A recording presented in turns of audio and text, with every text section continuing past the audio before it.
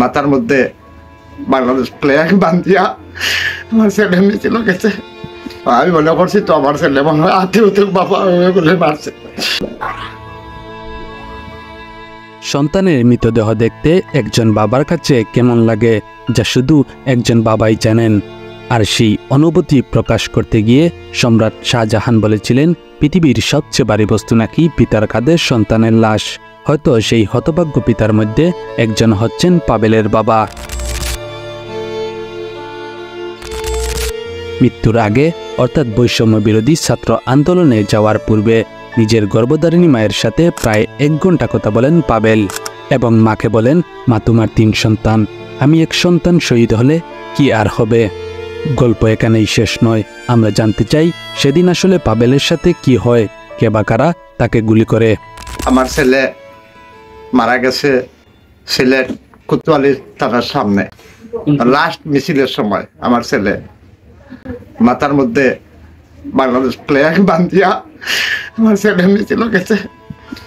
ওই জায়গাতে পুলিশে গুলি করছে। একটা ফোন হয়েছে আমার কাছে যে আপনার ছেলে গুলি খাইছে। আমি মনে করছি তো আমার ছেলে মনে হয় আত্মীয় বাবা বলে মারছে। তারপরে আরেকটা ফোন হয়েছে আমার কাছে যে তোমার ছেলে মারা গেছে। যে সময় মিছিলে রওনা দেয় তখন আমার আম্মার সাথে লাস্ট কথা হয়েছে প্রায় 40-50 মিনিট বা এরকম হইব, ঘন্টাখানেক। সে আমার আম্মারে বলতেছে যে আম্মা আমারে আর রাখটাইও না, আমি মিছিলে যাইতাম। আমার আম্মা তারে অনেক বাধা দিছেন, না করছেন, কিন্তু জোরে অনুমতি লই লিছে যে আম্মা আমি যাই মুগের আমার আর না করিও না।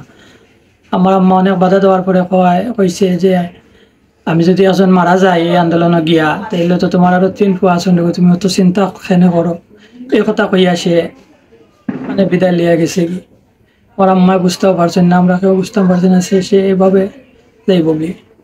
তার যেহেতু পিঠা দিয়ে গুলি পড়ছে, বুকে দিয়ে বাড়িয়ে গেছে, হয়তো তৎক্ষণাৎ মানে সাথে সাথে হয়তো সে মারা গেছে।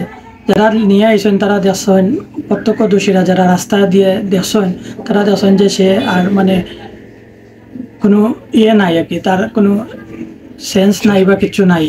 তখন আমরা সবাই ধারণা করিয়া নিছে যে সে এই রাস্তার মধ্যেই মারা গেছে। আমার ছেলেরে বা আমার ছেলের মতো যারা এই আন্দোলনে ভর্তি হয়েছে এরার যেন সুষ্ঠু বিচার পায়, এরার পরিবার যেন খুশি হয়। এই বছরটা আমার দাবি থাকবো। বর্তমান যে উপদেষ্টা কমিটি আছে তার কাছে আমার দাবি থাকবো যে এই মায়ের বুক যারা খালি হয়েছে, বাংলাদেশের মাঝে অনেক হাজার হাজার মায়ের বুক খালি হয়েছে, এরা যেন তারা আত্মায় শান্তি পায় যে উপবস্থাটা এরা গেছে। আমার দাবি তারা যেন আল্লাহর হুকুম হয় আর তারা এটা বিচার করে। পাবেলের মৃত্যুর পর মানসিকভাবে বিপর্যস্ত হয়ে পড়েছেন পরিবারের সদস্যরা। তবে পরিবার চায় শহীদি মর্যাদা ও সুষ্ঠু বিচার। শামিল হোসেন, জীবস 24।